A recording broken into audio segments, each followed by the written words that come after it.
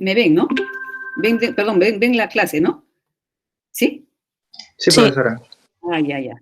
Entonces, mire, vamos a ver la parte de la muestra representativa, ¿no? Como habíamos estado hablando ya de lo que, digamos, la importancia que tiene la toma de muestra, ¿no? Que puede ser desde muy sencilla, cuando la muestra es homogénea, ¿no? Sobre todo en caso de un líquido, o cuando la muestra es heterogénea, puede ser sumamente complicada, ¿no? Y si es un área mayor, peor todavía, ¿no? Inclusive muchas veces hay que hacer varias, como tomar como estratos, porque la muestra puede ser muy distinta. Miren, aprovecho de comentarles un caso que nos ocurrió cuando traíamos azufre, ¿no? Antes se importaba el azufre, ahora no sé si le seguirán importando porque ya lo produce Repsol. El azufre se obtiene como un subproducto de la dehidrodesulfurización del petróleo. Entonces, lo obtienen así en forma de pellets, ¿no? Como si fueran unos trocitos, ¿no? Unos trocitos pequeños. Pero lamentablemente el azufre es inflamable, es un sólido inflamable. Y hay que traerlo húmedo, ¿no? Humedecido. Entonces, cuando trajeron ese embarque, la embarcación en la cual lo trajeron, la bodega, era muy vieja, estaba oxidada. Entonces, no tuvieron la precaución de colocarlo en una bodega adecuada, ¿no? Entonces, como el azufre, al estar húmedo, tiende a generar ácidos, ¿no? Como el sulfuroso, ¿no? Y hasta el sulfúrico, porque, digamos, la actividad microbiana hace que pueda hacer pasar a, digamos, digamos, el SO2 que se ha formado inicialmente hasta ácido sulfúrico. Entonces, ese azufre que estaba mojado iba drenando una acidez considerable y eso iba disolviendo parte del óxido que había en la bodega, en la base de la bodega. Entonces, cuando comenzó a llegar el azufre, aparentemente estaba bien, ¿no? Pero ¿por qué? Porque sacan la parte de encima. Pero cuando comenzaron a llegar a la parte más, más pegada al suelo, ¿no? Digamos, a la base de la bodega, comenzó a llegar un azufre extraño, con color como si tuviera petróleo encima, verdoso. ¿Qué había pasado? El azufre se había contaminado con sulfato ferroso y tenía otro color. Entonces tuvimos que irnos a ver la embarcación y destinar un lugar especial para colocar ese azufre que estaba verde. Entonces se tuvo que hacer prácticamente una selección. Entonces, como ustedes pueden ver, si nosotros hubiéramos dejado que se mezcle, que lo pongan en el mismo sitio, ¿no? Nos hubiéramos perjudicado mucho más, porque lamentablemente cuando viene un embarque de afuera es muy difícil que uno pueda devolverlo. Simplemente le hacen un descuento, ¿no? Se hace un reclamo y le hacen un descuento sobre el problema que ha llegado, ¿no? Sobre la masa que está con problemas. Entonces, siempre hay que tener muchísimo cuidado en el muestreo, ¿no? Ahora, ¿qué debemos saber sobre la población para planificar la toma de una muestra? Es como lo está explicando, por ejemplo, en el caso del azufre, nosotros debemos saber que es, digamos, un sólido inflamable, ¿no? Y que va a venir húmedo. De hecho, va a venir húmedo por seguridad, porque imagínense ustedes que ese azufre viniera seco, ¿no? Habría fricción entre las partículas por el movimiento del mar. Y eso conllevaría prácticamente a una situación de desastre total. Si el azufre está seco y se fricciona, se inflama y ocurre una conflagración prácticamente en el medio del mar. Por esa razón es que siempre viene mojado. Y también por esa razón es que se debe saber cuánto tiene de humedad. ¿Y por qué? Porque la humedad máxima que debe tener es 0,5%, digamos, digamos, en lo que respecta al pago, ¿no? Al pago del flete y todo lo demás. Y el agua que tiene ya es cuestión del seguro, ¿no? Del seguro eso se encarga el seguro. Pero el exceso de agua que tenga no se va a pagar como azufre. Entonces, esa es la forma, la importancia que tiene, por ejemplo, en este caso, una determinación exacta de la humedad, ¿no? A ver, ¿qué método se debe aplicar para realizar el muestreo? Eso también depende de cuál sea la naturaleza del producto, ¿no? Por ejemplo, en este caso se tiene que utilizar, digamos, instrumentos que permitan tomar esa muestra sólida sin riesgo, ¿no? Y también hay normas técnicas que debemos, digamos, consultar como guía para que el muestreo sea representativo, ¿no? Ahora, siempre es bueno saber cómo se va a conservar las muestras, en qué tipo de recipientes hay que colocar las muestras y las submuestras, ¿no? Y luego, conocer el tipo de muestra y qué tan heterogénea es, nos va a permitir determinar el tamaño y el número de muestras. Eso generalmente lo hacen en base digamos, a normas, ¿no? Y esas normas se basan en la estadística, ¿no? La muestra debe ser preservada, ¿no? Para que los resultados realmente correspondan a la población tal cual, ¿no? Y no modificada, ¿no? Y también conservar muestras dirimentes, ¿no? Por si acaso hay alguna discrepancia en los resultados.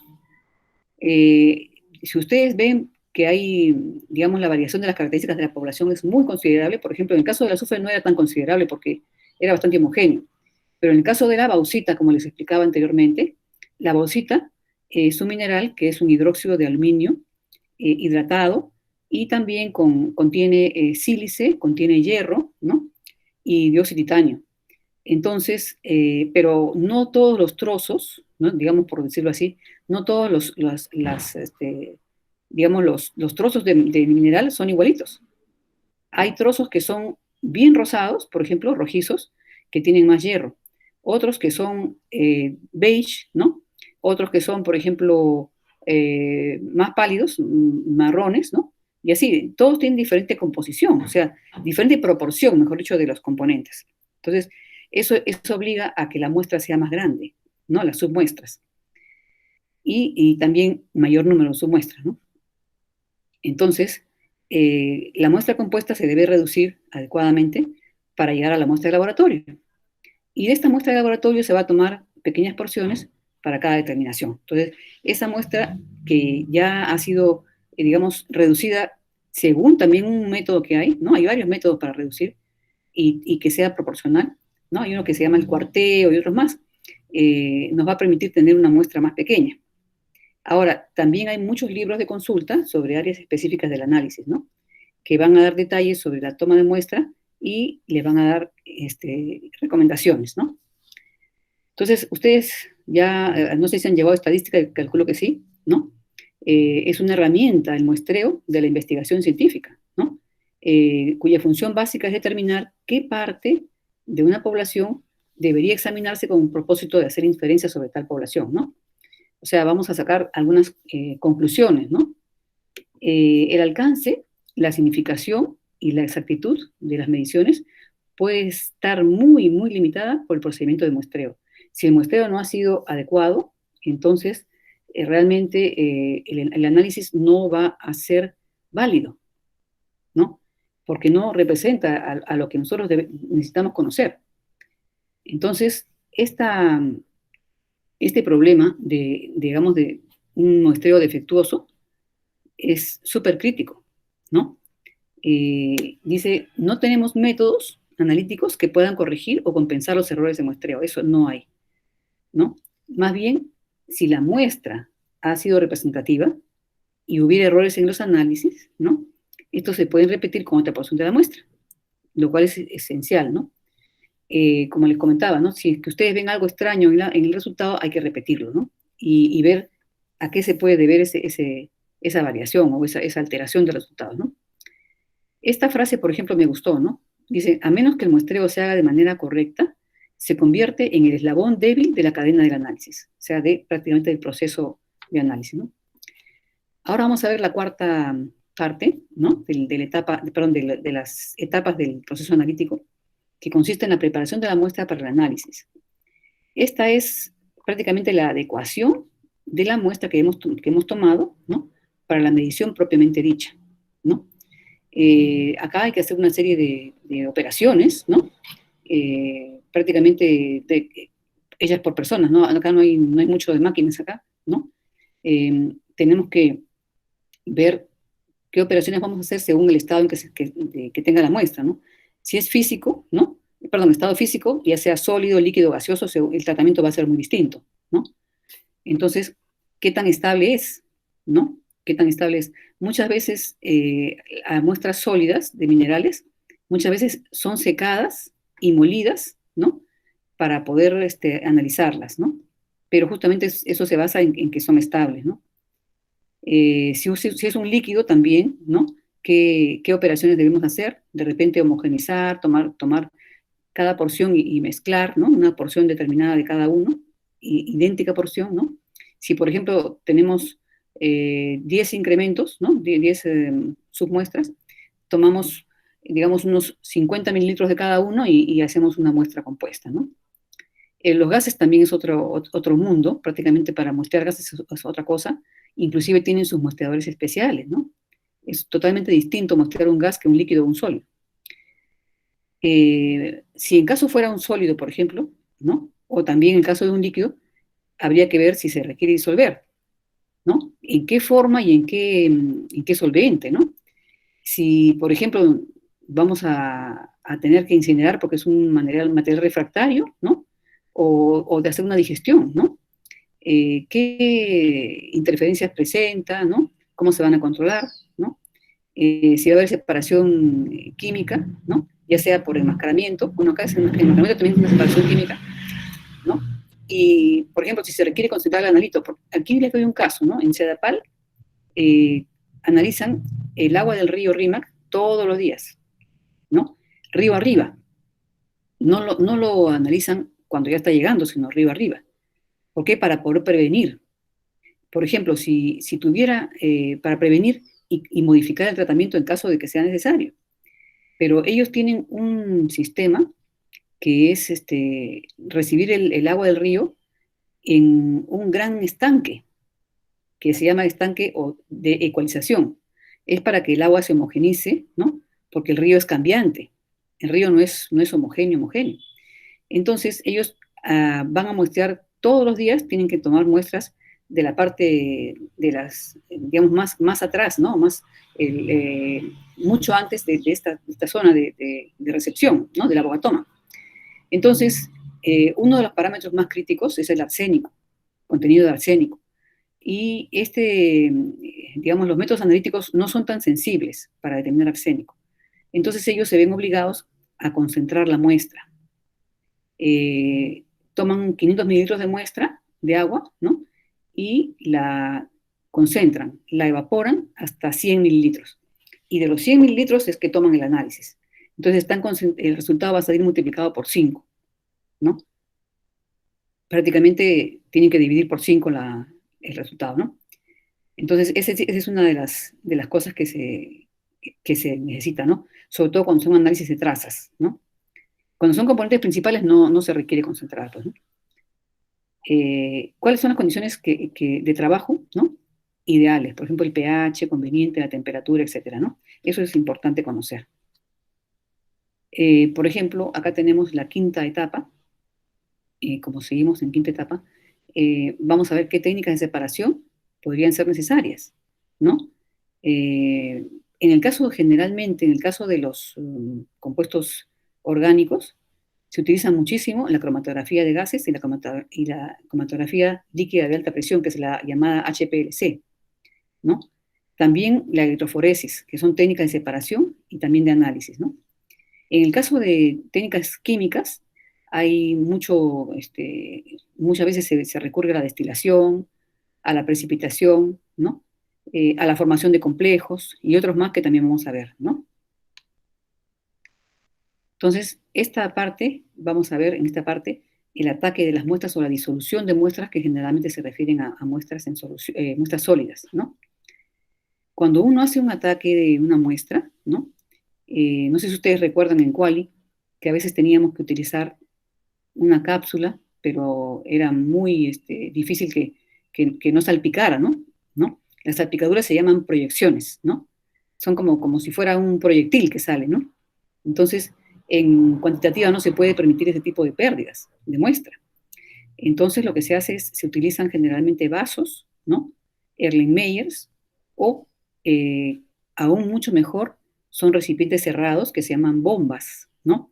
Esas bombas, que generalmente pueden ser de acero inoxidable, pero revestidas por dentro con una capa de teflón, ¿no?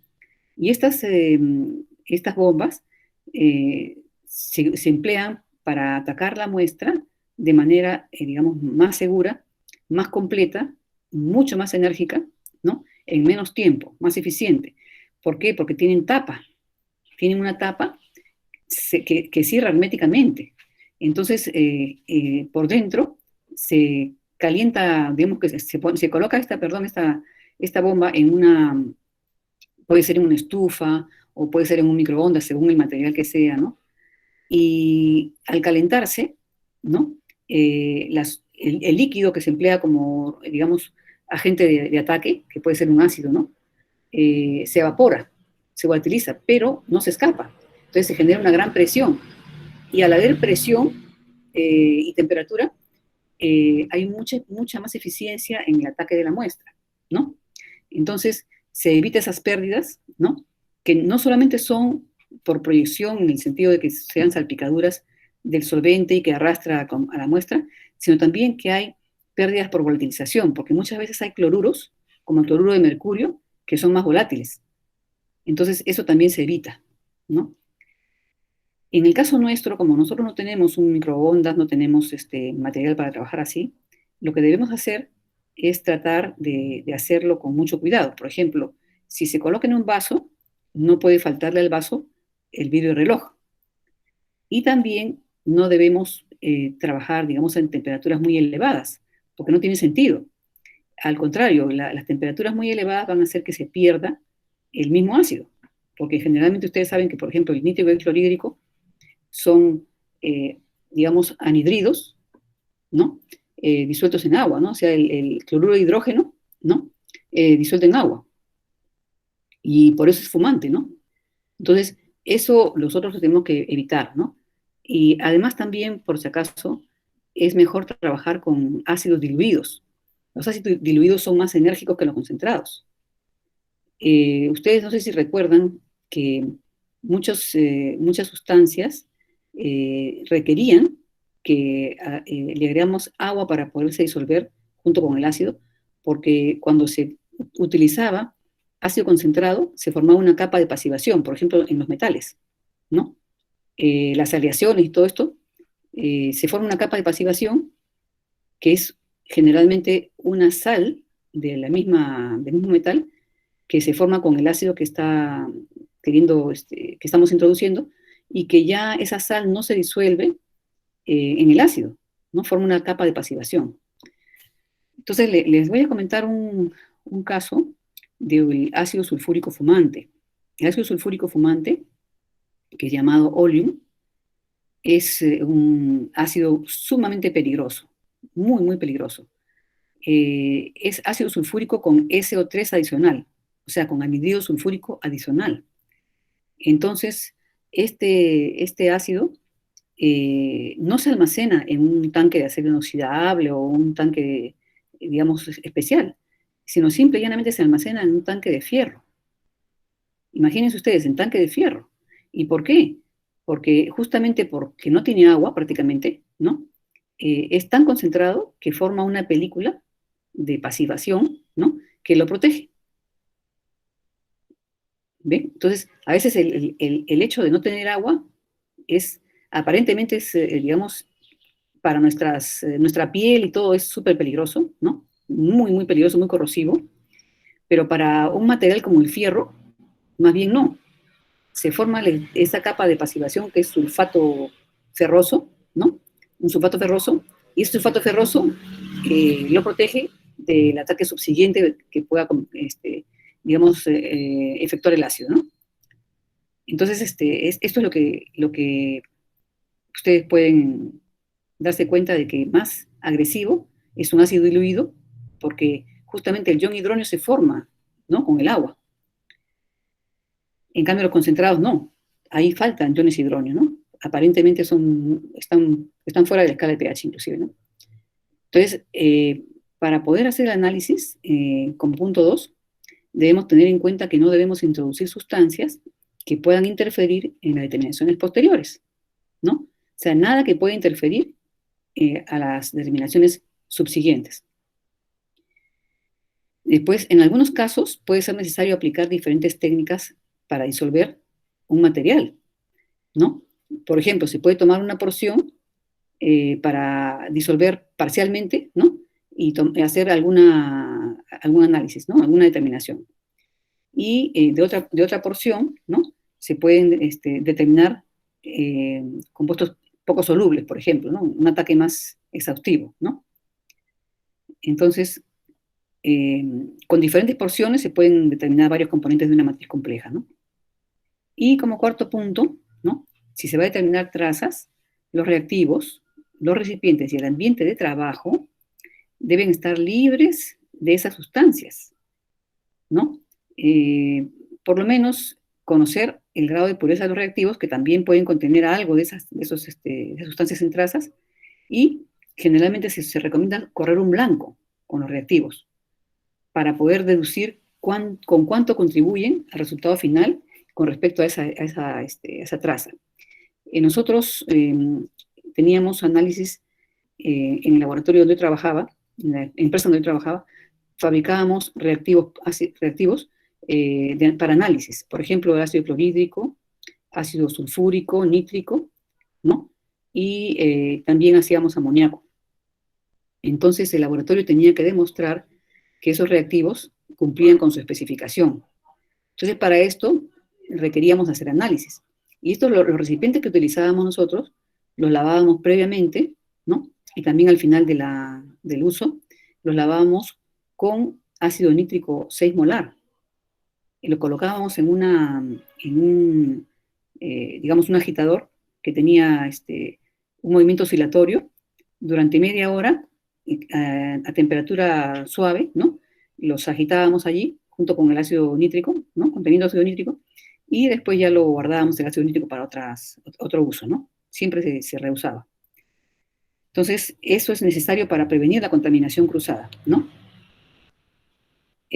Como punto 5.2, ¿no? Tenemos que las etapas del análisis clínico, a través de las muestras, continuando, ¿no? Continuando esa parte, vemos que los ácidos minerales más usados, ¿no? Son el clorhídrico y el nítrico, ¿no? Y tienen la ventaja de ser volátiles, que es muy conveniente para poder retirarlos por volatilización, ¿no? Por calentamiento.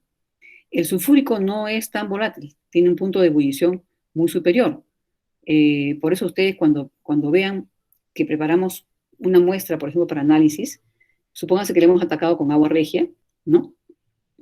Porque puede ser un sulfuro, por ejemplo, y en caso que tenga plomo, generalmente lo que se hace es, después de disolver la muestra con clorhídrico y nítrico, y si ya, digamos, no hay ningún insoluble, ¿no? Porque puede también haber insolubles, como sílice, después de haber separado esa sílice, se agregaría ácido sulfúrico. Y con el ácido sulfúrico, que tiene un punto de ebullición mucho más alto que el clorhídrico y el nítrico, prácticamente se llega al punto de ebullición del sulfúrico y se expulsa clorhídrico y nítrico. Entonces, toda la muestra, todos los cationes de la muestra, perdón, se convierten en sulfatos, ¿no? Por este ataque. Una vez que se han convertido en sulfatos, si en caso había plomo, queda sulfato de plomo que se separa del resto, ¿no? Todos los demás sulfatos generalmente son solubles. Bueno, hay algunos como plata y otros, pero muy escasamente solubles, como bario, ¿no? Pero generalmente las muestras contienen, en este caso no contienen ese tipo de minerales. Y si los contienen, ya bueno, se separan, ¿no?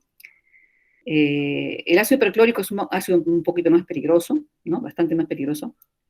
Y el fluorhídrico es muy difícil de manejar porque requiere recipientes especiales, porque ustedes se habrán dado cuenta que ataca el vidrio, ¿no? Entonces, digamos, la ventaja del clorhídrico y nítrico, como les repetía, es que son volátiles, ¿no? Entonces se pueden retirar por volatilización. Por ejemplo, también cuando ustedes tienen mucha concentración de ácidos, porque han realizado varias etapas en las cuales han agregado más ácidos y también amoníaco, ustedes pueden calentar, ¿no?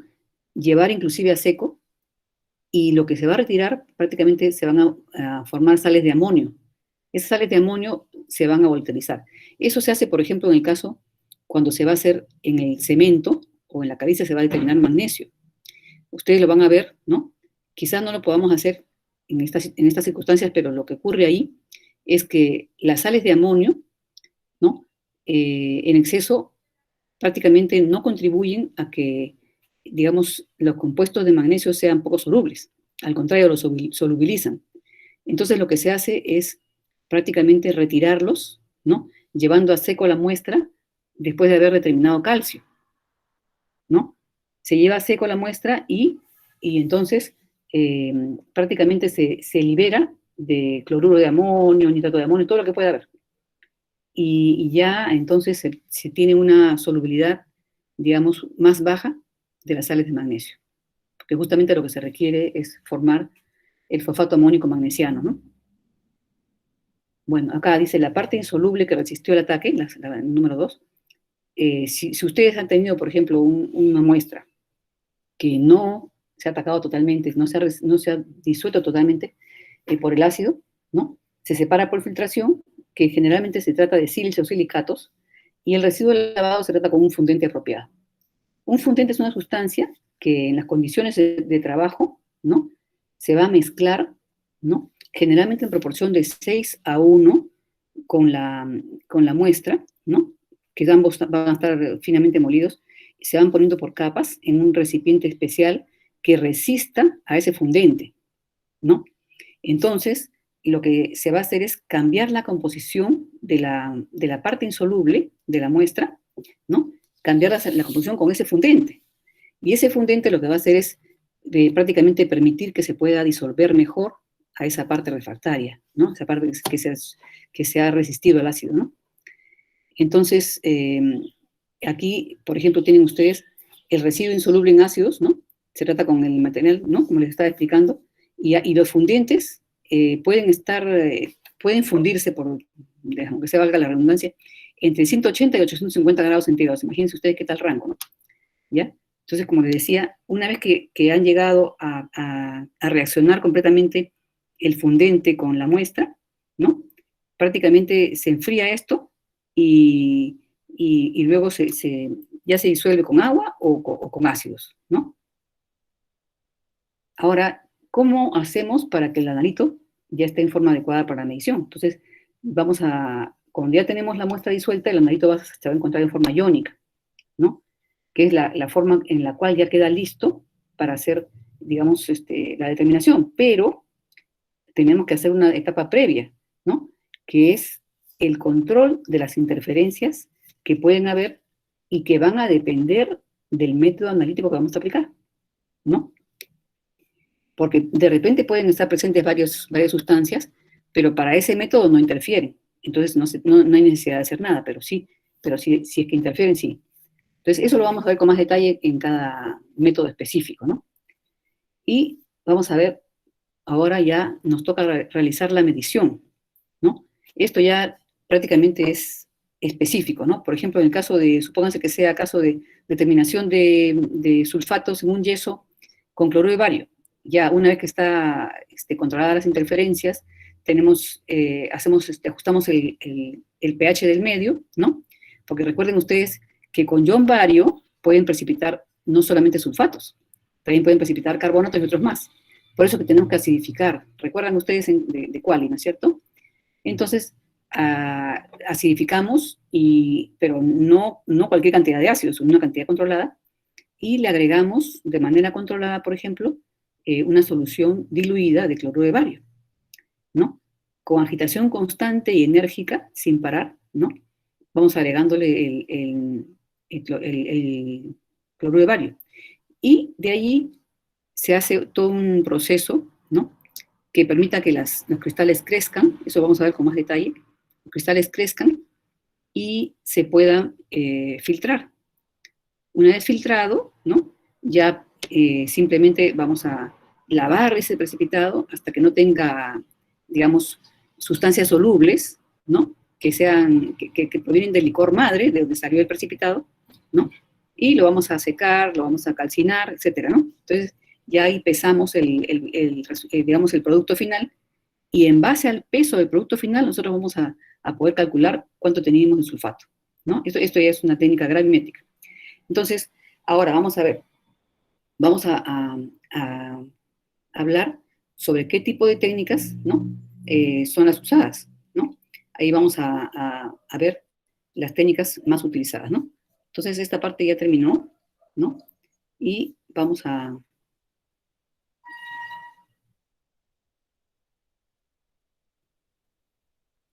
detener la grabación.